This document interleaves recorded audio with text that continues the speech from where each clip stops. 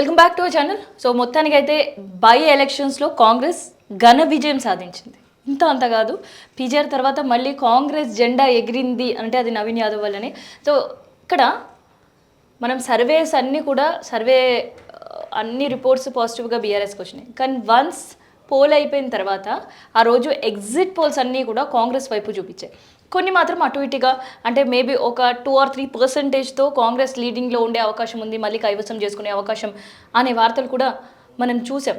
కానీ దానికి భిన్నమైన పరిస్థితి ఇవాళ రిజల్ట్స్లో కనిపించింది. ఒక భారీ మెజారిటీ, 20,000కు పైగా మెజారిటీ. అంటే ఈవెన్ పీజీఆర్ ఉన్నప్పుడు కూడా అట్లాంటి మెజారిటీ అనేది పాసిబుల్ కాలేదు, కానీ ఇప్పుడు అట్లాంటి సిచ్యువేషన్స్ కనిపిస్తున్నాయి. సో అసలుకి ఏంటి దీనికి కారణం అండ్ స్ట్రాటజీస్ ఇక్కడ మనం ఫెయిల్యూర్ అయినాయి అనుకోవచ్చా, లేదంటే సర్వేస్ ఫెయిల్యూర్ అయినాయి అనుకోవచ్చా, అసలు ఏమనుకోవచ్చు, ఇట్లాంటి విషయాలు తెలుసుకుందాం. ఇక ప్రజెంట్ క్యూమెగా పొలిటికల్ స్ట్రాటజీకి సంబంధించి మనం గతంలో కూడా చేసాం ఎగ్జిట్ పోల్స్ రోజు.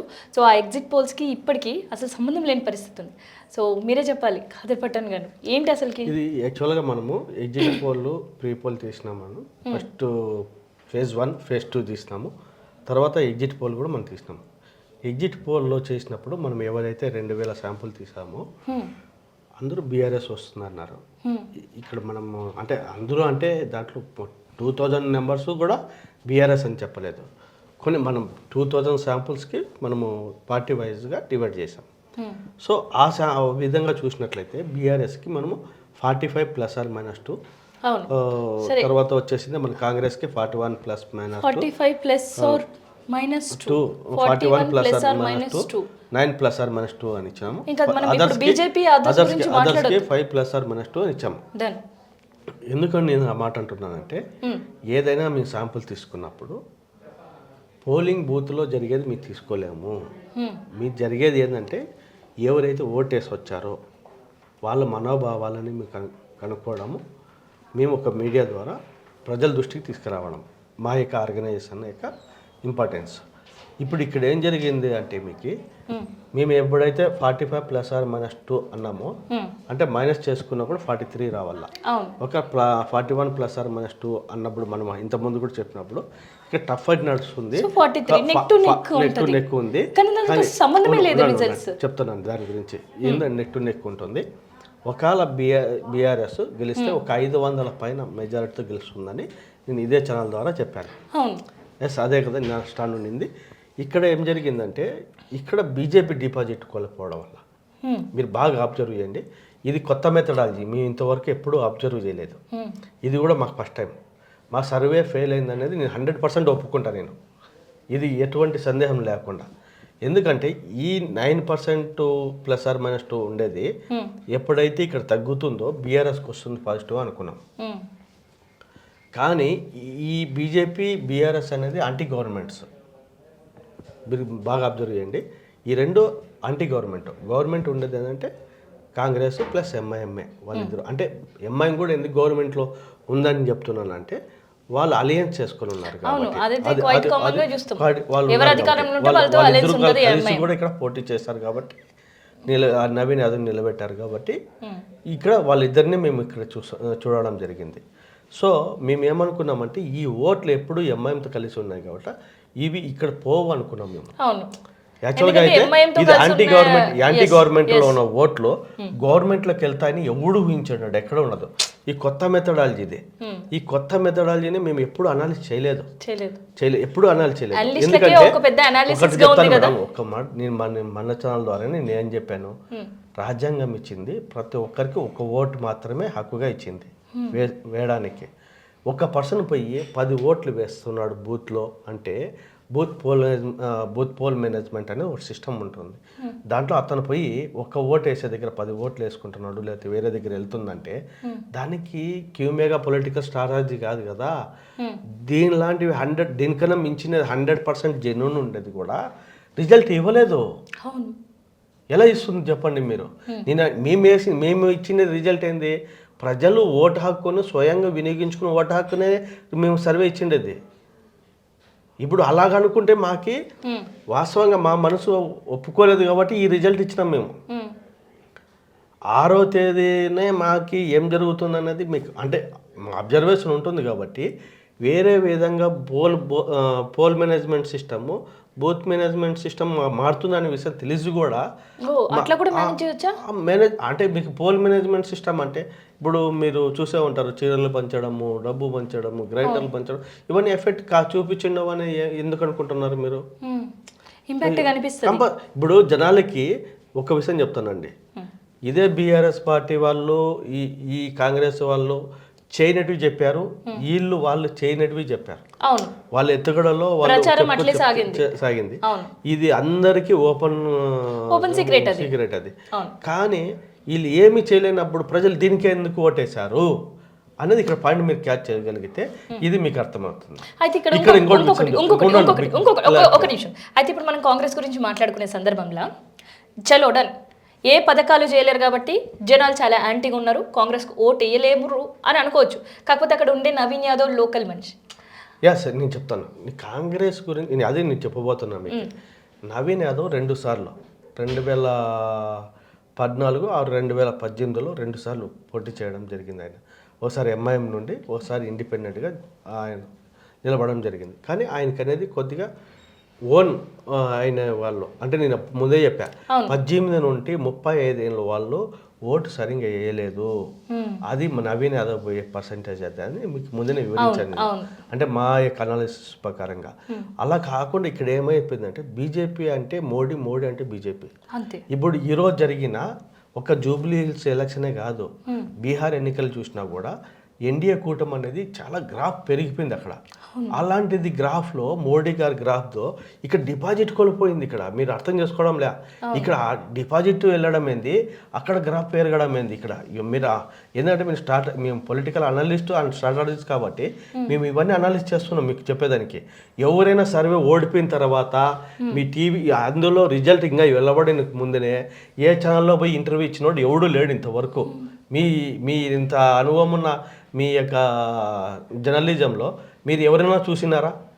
నా ఛానల్, నా సర్వే ఓడిపోయి నా ఫెయిల్యూర్ అయింది అయినా లాస్ట్ ఇంటర్వ్యూలో కూడా మీరు మాట అన్నారు, ఇన్ కేస్ నా సర్వే ఓడిపోయి ఉంటే అక్కడ ప్రజల నాడి తప్పైనా చెప్పు ఉండాలి, లేదంటే పోలింగ్ బూత్ లో అయినా సంథింగ్ గడిబడి అయ్యి ఉండొచ్చు. నేను చెప్తున్నా ఎవరు, నేను అది పక్కన పెట్టేస్తే ఆ మాట కూడా నేను తీసేస్తే, నేను ఏమంటున్నాను, నా సర్వే ఓడిపోయింది, నేను అనలిస్ట్ గానో సెఫాలజిస్ట్ గానో కొద్దిగా వెనకబడి ఉన్నాను, నాకు కొన్ని లోపాలు ఉన్నాయి అనేది ఖచ్చితంగా అనేది ఎవరైనా చెప్పగలరు. అలా ఉన్న వాళ్ళు ఎవడైనా వచ్చి వెంటనే ఇంకా ఏది రిజల్ట్ ఫలితాలు కూడా వెల్లడి కాకముందనే అంటే దానికి ఎలా జరిగింది అనేది వాళ్ళు ఏదైతే మేము చేశామో అది విధంగా జరిగింది అనేది మీ మీడియా ముందు పెడతాను. ఇప్పుడు ఏంటంటే ఈ ఛానల్ ద్వారా ఎంతోమంది కూడా నా యొక్క రిపోర్ట్ని చూశారు, కానీ వాళ్ళకి అర్థం అవ్వాలి కదా ఏం జరిగింది, ఎక్కడ జరిగింది, ఎందుకు కాంగ్రెస్ కోర్టు వచ్చిందని. ఇక్కడ ఏంటంటే అభివృద్ధిని చూడలే ప్రజలు, వాళ్ళకి రేపు జరగబోయే అభివృద్ధిని చూడలే, ఏం చూడలేదు. వాళ్ళు చూసినదంతా ఏంటంటే పోల్ మేనేజ్మెంట్ సిస్టమ్ని మాత్రమే చూశారు. ఈ పోల్ మేనేజ్మెంట్ సిస్టంలో చాలా రకమైనవి వస్తాయి, మీరు ఏదైనా మీరు కలుపుకోవచ్చు దాంట్లో. బూత్ మేనేజ్మెంట్ సిస్టంలో వేరే వస్తాయి. ఎందుకంటే పర్ఫెక్ట్గా వాస్తవంగా మీకు ఒకటి అర్థం అవ్వాలి, 1 గంట వరకు 20 చేంజే మీకు ఓలింగ్ శాతం జరిగింది. అప్పటికైనా కూడా వీళ్ళు పసిగట్టలేకపోయారు. బీఆర్ఎస్ ఇప్పుడు మా సర్వే ఫెయిల్ అయిందంటే బీఆర్ఎస్ ఫెయిల్ అయినట్లే కదా, మేము బీఆర్ఎస్కే కదా ఇచ్చింది ఇది. బీఆర్ఎస్ ఫెయిల్ అయిందంటే మేము ఫెయిల్ అయినట్లే కదా. అంటే వీళ్ళు వర్కౌట్ సరిగ్గా చేయలేదనే కదా మేము చెప్తున్నది. ఇప్పుడు దగ్గర 16,000 శాంపుల్ తీసుకొని మేము ఈ ఏరియాలో ఈ విధంగా వస్తుంది అన్నప్పుడు ఆ విధంగా వాళ్ళు మేము ఏదైతే ప్రజలు అనుకున్నారో ఆ ప్రజలు ఓటు వేయడానికి రాలేదు. వాళ్ళు అక్కడ ఎవరైతే మాకు శాంపుల్ ఇచ్చిన వాళ్ళు ఉన్నారో వాళ్ళు కూడా చాలామంది వేయలేదు ఓటు. ఎందుకు వేయలేదని అనుకోండి, కొన్ని దగ్గర బూత్ ఇప్పుడు ఎలక్షన్ కమిషనర్ ఏం చేసిందంటే 3 కిలోమీటర్ 2 కిలోమీటర్ అవతల ఉన్న స్కూల్లో ఒకేసారి 10 బూతులు పెట్టేసింది. అంత దూరం పోయేదానికి దారిలో అడ్డగించి పోలీసు వాళ్ళంతా దారులు మూసేసడం వల్ల కొన్ని ఇబ్బందులు జరిగినాయనేది మా దృష్టికి వచ్చింది. మేము వెళ్ళి చూసాం కూడా, అది ఎర్రగడ్డలో స్పెసిఫిక్గా జరిగింది. సో ఇక్కడ ఎప్పుడు నేను 9++2 అన్నప్పుడు ఇక్కడ ఉన్న నిలబడిండేది ఏ కొత్త వ్యక్తి కాదు బీజేపీకి నిలబడిండేది. ఇంతకుముందు 2 పర్యాలు నిలబడిన వ్యక్తి ఈయన. అవును. 12% కన్నా తక్కువ లేని వ్యక్తి లంకా దీపక్ రెడ్డి గారికి ఈరోజు డిపాజిట్లు కోల్పోవడం ఏంటండి? అలాంటివి అంటే మేము మా ఊహకంగా ఆయన శాంపుల్స్ ఎవరు ఇవ్వాలనే పీరిపోల్లో 17% మార్జిన్ ఇచ్చినది ఏకైక ఏదైనా సర్వే సమ్ వస్తుందంటే అది క్యూమేగా పొలిటికల్ స్ట్రాటజీనే. అంత ఉండేది మేము మళ్ళీ ఫిల్టర్ చేసినా కూడా 11కి వచ్చింది. 9 ± 2 అంటే 11 కదా. 11కి వచ్చినది కానీ డిపాజిట్లు గలంత ఏమైందంటే ఇది ఎక్కడో మేము ఇంకా పోస్ట్ మార్టం చేసుకోవాల్సిన అవసరం ఉంది. ఇది ఎక్కడో ఏదో జరిగింది. ఎందుకంటే ఈ బీజేపీ అంటేనే మోడీ, నాటి కిషన్ రెడ్డి కూడా నార్మల్ పర్సన్ కాదండి. ఇప్పుడు ఉన్న జూబ్లీ హిల్స్కి ఎంపీ అండ్ కేంద్ర మంత్రి అయినా. ఇప్పుడు నాట్ ఏ స్మాల్ జోక్ కదా. ఇప్పుడు మోడీ అంటేనే ఈ ఫ్లవర్ బ్రాండ్ అంటేనే మోడీ గారు కనిపిస్తారు. నువ్వు బీహార్లో అన్ని సీట్లు వచ్చిండేది ఒక్క దగ్గర జరిగేది. నువ్వు కనీసం డిపాజిట్లు రాకపోవడం అనేది ఇక్కడ పెద్ద విషయంగా నేను పరిగణిస్తున్నా. మీరు ఏమని అనుకోండి, నా అనాలిసిస్ నా సర్వే తప్పు అనుకోండి, ఏమనుకోండి. నాకు ఇక్కడ నాకనేది నా సర్వేలో వచ్చిండేది, నేను ఇంతమంది అడిగినది డిపాజిట్ ఖచ్చితంగా బీజేపీకి రావాల్సిన విషయం. లంకా దీపక్ రెడ్డి అంత తీసివేసి కొత్త వ్యక్తి నిలబడినా కూడా ఇండిపెండెంట్గా నిలబడిన వ్యక్తికి కూడా కాస్త కూస్త ఓట్లు పడినాయండి. అతను కూడా డిపాజిట్ ఆయనతో ఈయన కంపేర్ చేసే పరిస్థితి లేదు ఇక్కడ. అయితే ఇక్కడ నాకేమనిపిస్తుంది అంటే సర్వేలకే ఇంకొక సర్వే చేయాల్సిన రిజల్ట్స్ బై ఎలక్షన్స్ ఇచ్చిందేమో, ఎలక్షన్ కమిషన్ ఇచ్చిందేమో అని అనిపిస్తుంది. మీలాంటి అట్లీస్ట్ కూడా దాన్ని ఇంకొక సర్వే చేయాలి. ఎందుకంటే ఇప్పుడు మాకు అంత చిక్కడం లేదు ఇక్కడ. ఎందుకు అంత చిక్కడం లేదంటే ఎప్పుడైతే ప్రీ పోల్స్ వరకు మీరు చూసారు ఇదే ఛానల్ ద్వారా, ఇదే పబ్లిక్ ఎవరైనా ప్రీ పోల్ వరకు బీఆర్ఎస్ వచ్చింది. Only 3 days. 3 daysలో ఇంతకుముందు ఒక నెలన్నర అభివృద్ధి లేదన్నారు. వీళ్ళు వాళ్ళపైన వేసుకున్నారు, వాళ్ళు వీళ్ళు వేసినారు. వీళ్ళ స్ట్రాటజీ ప్రకారంగా వాళ్ళ స్ట్రాటజీ ప్రకారంగా వాళ్ళు వెళ్ళారు.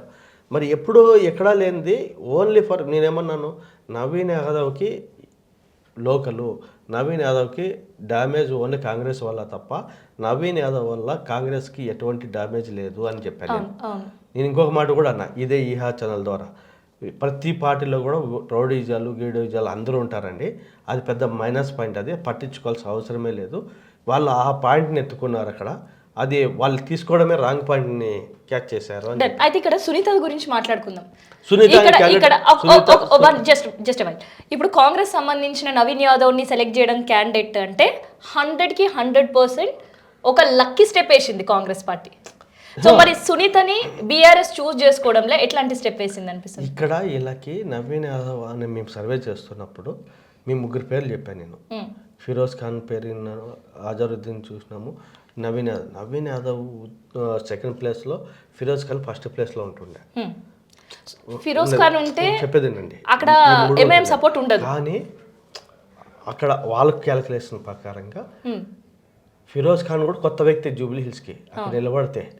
కానీ Naveen Yadav already ground prepared person, కాసో కూసో లోకల్లో, ప్లస్ అతను బీసీ సమాజ వర్గం చెందినవాడు. ఇవన్నీ పాయింట్లు ఉన్నా కూడా మా క్యాలిక్యులేషన్ ప్రకారంగా మేము ఏమనుకున్నామంటే కాంగ్రెస్ డెవలప్మెంట్ ఏం చేయలేదు కదా, ఈ మైనస్ ఖచ్చితంగా ప్రజలు అక్కడ ఉన్న వాళ్ళే అడిగినప్పుడు ఈ అభివృద్ధి ఏమీ లేదా అని చెప్పినారు వాళ్ళు. అక్కడ మా డ్రైనేజ్ వ్యవస్థ, నీటి వ్యవస్థ, పవర్ వ్యవస్థ ప్రతి ఒక్కటి డ్యామేజ్గా ఉందండి, మాకేం అంత చేయలేదు అన్నారు. అంతా లేదన్నారు. కానీ నవీన్ యాదవ్ పైన మాత్రం ఫేత్గా ఉన్నారు కొంతమంది, అందరూ అని చెప్పడం లేదు, కొంతమంది. ఇక్కడ టోటల్గా ఎలక్షన్ మూమెంట్కి వచ్చేసరికి ఎప్పుడూ లేని విధంగా ఎవరు ఊహించలే. ఇప్పుడు మీరు కాంగ్రెస్కి ఇచ్చిన వాళ్ళంతా ఒక 2 ఛానళ్ళు మాత్రం నేను చెప్తా, మీకు పేర్లతో సహా చెప్తా. హెచ్ఎంఆర్ ఒకటి, జనం సాక్షి ఒకటి, ఇంకోటి వాళ్ళు మాత్రం ఫిక్స్ ఉన్నారు. ఎందుకంటే ప్రీ పోలు కాంగ్రెస్కి ఇచ్చినారు, ఎగ్జిట్ పోలు వాళ్ళు కాంగ్రెస్కి ఇచ్చారు. మిగతాటివన్నీ ఇక్కడ నుండి అక్కడ దుంకినట్టువే. ఇప్పుడు అంటే ఈ బీఆర్ఎస్ వస్తుందని చెప్పేసి ఏదో జరిగింది, ఓటింగ్ శాతం అక్కడ అంటే ఇప్పుడు దాని గురించి కాదు, ఇప్పుడు బీఆర్ఎస్ గురించి మాట్లాడదాం. సో ఇక్కడ మీ సర్వే ఫెయిల్యూర్ అయింది అని అంటే బీఆర్ఎస్ ఫెయిల్యూర్ అయినట్టే అనేది ఒక మాట అన్నారు. సో అసలు బీఆర్ఎస్ ఎక్కడి నుంచి అంటే అభ్యర్థిని సెలెక్ట్ చేసుకోవడమే ఒక రాంగ్ స్టెప్ వేసింది అనుకోవచ్చా? అంటే రాంగ్ స్టెప్ బీఆర్ఎస్ క్యాండిడేట్ని కాదండి. నేను candidate okay, party okay, poll management and booth level management worst అంటూ వరెస్ట్, ఇంకా వరెస్ట్గా పదం తీసేస్తే ఇంకా వేరేదేమో ఉంటే అదే అది బీఆర్ఎస్కి అదే పెడితే వస్తుంది. ఎందుకంటే మేము సర్వే చేసినప్పుడు అంతా ఉన్నప్పుడు కూడా, అంటే నేను ఏమంటున్నా అంటే, ఒకటి ఎగ్జామ్లో ఒక అబ్బాయి రాస్తున్నప్పుడు నాకు ఈ క్వశ్చన్ రాస్తున్నప్పుడు ఈ పర్సంటేజ్ ఆఫ్ నాకు మార్కులు వస్తాయి అని తెలుస్తున్నా కూడా అదే కంటిన్యూ చేయడం ఒక మూర్ఖత్వం కిందకి వస్తుంది. 1 గంటకు కూడా 20% పోలింగ్ అయినప్పుడు వీళ్ళు రియలైజ్ అవ్వాలి కదా. అయింది కదా సాయంత్రం అయినరు. అప్పుడు మనిషి చనిపోయినప్పుడు వెళ్ళిపోయి నీకు బతికించుకుంటానంటే లాభం ఏముందండి? ఏదైనా వ్యాధి వచ్చినప్పుడే దాన్ని రిపేర్ చేసుకోవాలి కదా, ముందు నుండి చూసుకోవాలి కదా. ఇప్పుడు నీకు ఇప్పుడు అవన్నీ చూసుకోవాల్సింది ఎవరు? ఇన్ఛార్జులు. అవి ఈరోజు వీళ్ళకి బీఆర్ఎస్ కాస్త కూస్తో కొద్ది నిలబెట్టిందంటే ఒక సేక్ పెట్టినే మార్జిన్లో మేము చెప్పినట్లు, మేము ఇచ్చినట్టు కరెక్ట్గా మీరు చూసినట్లయితే ఒక లాస్ట్ రిజల్ట్ మాకు ఇలా 45+ ఇట్లా వస్తుందని మేము ఇచ్చాం. కానీ మేము బూత్ వైజ్లుగా ఇచ్చినట్టు చూడండి మీరు ఎక్కడైనా కానీ, అంటే డివిజన్ వైజ్ ఇచ్చినప్పుడు క్లియర్గా కనిపిస్తుంది మా విజయం అక్కడ. అంటే అక్కడ వాళ్ళని తీసుకురావడంలో, ఓట్లు వేపించడంలో విఫలమైపోయారు టోటల్గా, చాలా ఫెయిల్యూర్ అయిపోయినారు. సో ఆ విషయంలో కాంగ్రెస్ ఎట్లాంటి పాత్ర పోషించింది? కాంగ్రెస్ కన్నా నవీన్ యాదవ్ మంచి స్టెప్ తీసుకున్నాడు, జెన్యూన్ 100%. నవీన్ యాదవే ఈరోజు గెలుపు, కాంగ్రెస్ గెలుపు కాదు అది. మా సర్వే ప్రకారంగా నేను ఈ రోజు కాదు కదా, బై డే 1 నుండి నేను ఇదే చెప్తున్నాను. కావాలంటే మీరు నా సోషల్ మీడియా ఛానల్ ఏదన్నా నేను ఇచ్చిన ఇంటర్వ్యూలు చూడండి. ఈనాటి కాంగ్రెస్ విజయం, this is only for Naveen Yadav విజయం, షూర్గా చెప్తున్నాను నేను. డన్. అయితే ఇక్కడ ఇంకొక నవీన్ యాదవ్ విజయం డన్, అది నేను కూడా ఒప్పుకుంటా. కానీ నవీన్ యాదవ్ ఇంకొక కొత్త సృష్టించిండు చరిత్ర. పీజేఆర్ దగ్గర ఉన్న మెజారిటీ కూడా దాన్ని బ్రేక్అవుట్ చేస్తూ ఒక రికార్డు కొత్త సృష్టించాడు. అంతకన్నా మెజారిటీ ఎట్లా వచ్చింది?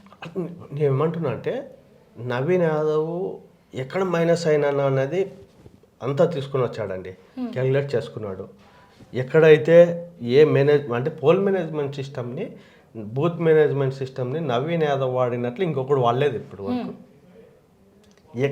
పర్ఫెక్ట్గా నేను బీఆర్ఎస్కి గెలుస్తుందని రిజల్ట్ ఇచ్చినవన్నీ కూడా నవీన్ యాదవ్ని ఒక్కనే నేను ఎందుకు ప్రజెంట్ చేస్తున్నాను ఇక్కడ నేను చెప్తున్నానంటే, మేము కింద నేను చూసినది ఈరోజు ఓట్లు పోల్ అవుతున్నాయని ఫస్ట్ డే అన్నప్పుడు కూడా మేము ఏమన్నాం, నవీన్ యాదవ్ను చూసే ఓటు వేసే వాళ్ళు ఉన్నారు తప్ప కాంగ్రెస్ మైనస్ పాయింటే ఇంకా నవీన్ యాదవ్ పైన పడుతుంది, నవీన్ యాదవ్ కాంగ్రెస్కి మైనస్ కాదా అని చెప్పినాం.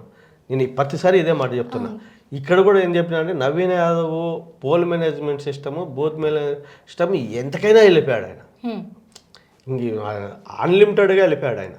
సో అందువల్ల ఈరోజు ఏ సక్సెస్ వచ్చింది దానికి. డన్. అయితే ఇక్కడ ఇక అసలు ది వరస్ట్ కండిషన్స్లో ఏదైనా ఉంది అంటే మనం బీఆర్ఎస్ గురించి కాదు, బీజేపీ గురించి మాట్లాడుకో. ఇక్కడికి షిఫ్ట్ అయింది కదా ఇప్పుడు, ఇది కొత్త మెథడ్ అంటున్నా, ఇది కొత్త రకము. ది వరస్ట్ కంటే ఇంకా వరస్ట్ కేసు ఏదైనా ఇక్కడ ఏం జరిగిందంటే, ఇది మేము కొత్త పద్ధతి, ఈ పద్ధతి మేము ఎప్పుడు చూడలేదు.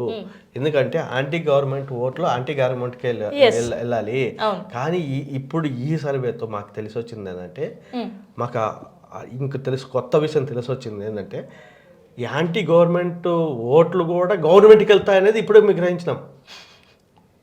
ఈ సర్వే అన్ని కూడా మీలాంటి అనలిస్టులకు కొత్త పరీక్ష పెట్టింది. ఖచ్చితంగా ఇప్పుడు అందరూ ఇది మా ఫెయిల్యూర్ కాదండి, నాది కూడా సక్సెస్సే. నేను ఎందుకు ఫెయిల్యూర్ అని ఎక్కడ అన్నాను, ఎందుకన్నానంటే మీ క్యాలిక్యులేషన్ చేసిన పార్ట్ రాంగ్. అదే ఇక్కడ నుండి మేము ఇక్కడికి వెళ్తా అనుకున్నాం, కానీ అంటే వీళ్ళు opposition persons, anti government persons కదా వెళ్తా అని అనుకున్నాం. కానీ ఈ ఓట్స్ కాంగ్రెస్కు వెళ్తా అనేది మేము ఊహించలే.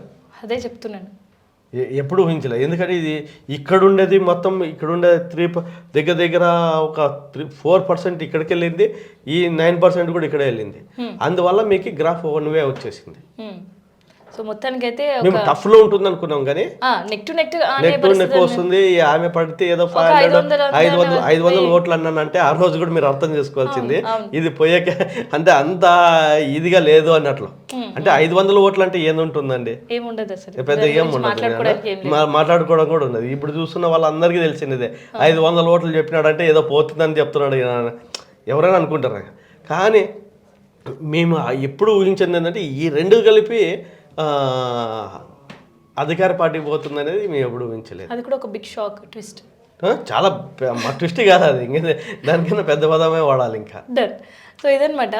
సర్వేస్ అన్ని ఎగ్జిట్ పోల్స్ అప్పుడు మారినాయి, ఇదంతా విషయం తెలిసిందే. కానీ ఎగ్జిట్ పోల్స్ ఇచ్చిన వాళ్ళకు కూడా బై ఎలక్షన్ రిజల్ట్ ఒక షాక్ లాంటిది. ఎవ్వరూ ఎక్స్పెక్ట్ చేయలేరు. అంటే ఎంత వైజ్గా ఓటింగ్ జరిగింది బై ఎలక్షన్స్లో అనేది ఈ రిజల్ట్స్ చూస్తే అర్థమవుతుంది.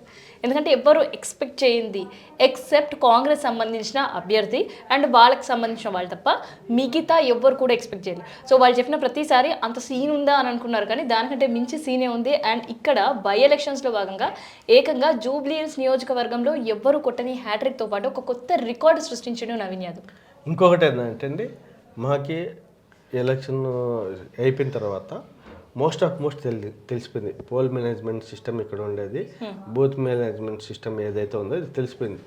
కానీ మేము ఎందుకంటే నేను మా స్టాండ్ చెప్తున్నా, అంటే ప్రీపోల్ 1, 2కి ఉంది, ఎక్కడో టఫ్ ఫైట్ ఉంది, ఎడ్జ్లో ఉంటుంది అనేది మా అనాలిసిస్ ప్రకారంగా దృఢంగా 1-2% మాకు ఇక్కడికే ఉన్నా కూడా ఎక్కడో ఒక సానుభూతి ఉంటుంది మహిళ పైన.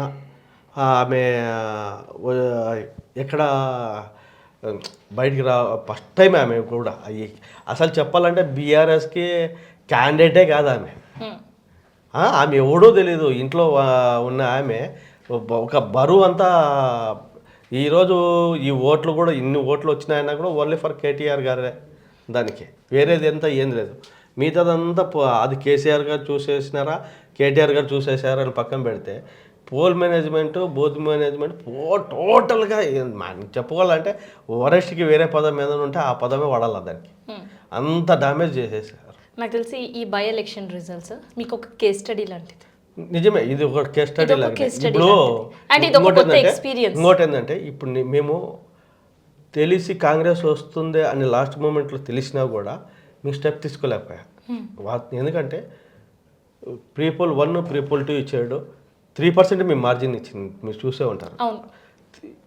8-9% ఇచ్చిన వాళ్ళంతా మారిపోయారు, వేరే కాంగ్రెస్ వచ్చేస్తుందని.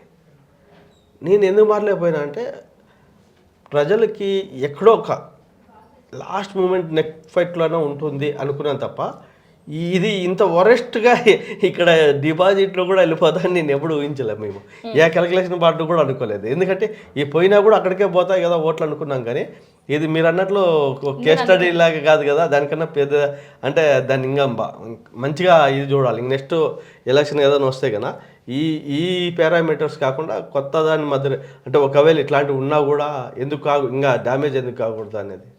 అందుకని చెప్పిన ఈ బై ఎలక్షన్స్ అనేది సర్వేయర్స్కి ఒక కొత్త సర్వేని ఇచ్చింది, ఈ రిజల్ట్స్ అనేది ఒక కొత్త కేస్ స్టడీ ఇచ్చింది. చలో డన్. ఇప్పుడు పార్టీల గురించి, అభ్యర్థుల గురించి, ఓటర్ల గురించి మాట్లాడుకున్నాం కదా. కంప్లీట్ ఈ ఎలక్షన్స్ నిర్వహించడంలో last and 1 question, election commission ఎంతవరకు సక్సెస్ అయ్యింది? ఎలక్షన్ కమిషన్ సక్సెస్ అవ్వలేదండి.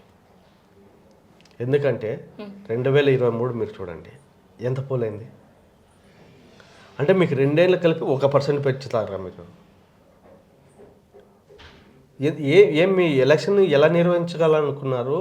దీనికి ఒక ఇండిపెండెంట్ బాడీ మీది ఏ విధంగా చేయాలనుకుంటున్నారు మీరు? 4 లక్షల పర్సన్స్ ఉన్న ఇక కాన్స్టిట్యున్సీని మీరు తెచ్చి 1,98,000కి స్టాప్ చేస్తారా? వాళ్ళకి బూత్ 407 పెట్టారు.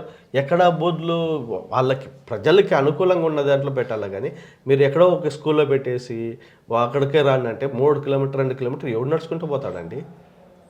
ఈవీఎంలు కరెక్ట్ పని చేయలే, కొన్ని మీకు తెలిసే ఉంటుంది, కొన్ని చోట్ల మొరాయించడం, ఇవన్నీ చూసుకోవాలి కదండి. ఇప్పుడు ఎలక్షన్ జరుగుతుందంటే ఈ ఏదో పెట్టేశాము రిలీజ్ చేసాము అనేది ఏది కానీ క్లారిటీ లేకుండా పోతుంది. ఎలక్షన్ కమిషన్ పైన ప్రజలకి ఒక అభిప్రాయం వెళ్ళిపోతుంది ఇప్పుడు ఏది లేదనేది. ఇది ఏంటంటే ఎవరు అధికారంలో ఉంటే వాళ్ళది, ఎవరు అధికారం లేకపోతే వాళ్ళదే ఒక డిసైడ్ అయిపోతున్నారు జనాలు. ఏమైపోతున్నా అంటే ఒక నార్మల్ పర్సన్ కూడా ఇప్పుడు నేను మా సార్ దీన్ని బట్టి చూస్తుంటే అధికారంలో ఏదో ఉంటే నెక్స్ట్ ఎలక్షన్ జరుగుతుంటే వాళ్ళకి ఇచ్చేసేయండి. వీళ్ళంతా ఇంకా ఇన్ని నిలబడాల్సిన అవసరం లేదు, ఖర్చు పెట్టుకోవాల్సిన అవసరమూ లేదు దీనికి.